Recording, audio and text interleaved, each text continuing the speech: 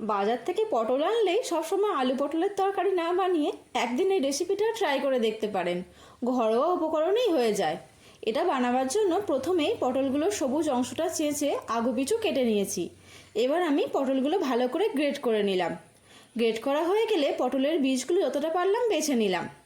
এবার একটা মশলা বানাবো। তার জন্য নিয়ে নিলাম 1 চামচ মৌরি, কয়েকটা গোলমরিচ, 4টে আমন্ড বাদাম, কয়েকটা কিশমিশ, 1 টুকরো আদা আর কাঁচা লঙ্কা। এবার অল্প জল দিয়ে এটার একটা স্মুথ পেস্ট বানিয়ে নিলাম। তারপর কড়াইয়ে সাদা তেল গরম করে জিরে শুকনো লঙ্কা ফোড়ন দিয়ে অল্প নেড়ে চেড়ে গ্রেট করা পটল দিয়ে দিলাম। এবার অল্প নুন হলুদ দিয়ে ভালো করে ভেজে নিলাম।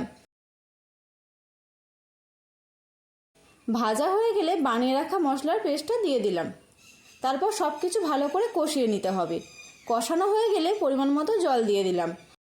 আরও কিছুক্ষণ নেড়ে চেড়ে 50 গ্রাম পরিমাণ মতো পনির গ্রেট করে দিয়ে দিলাম।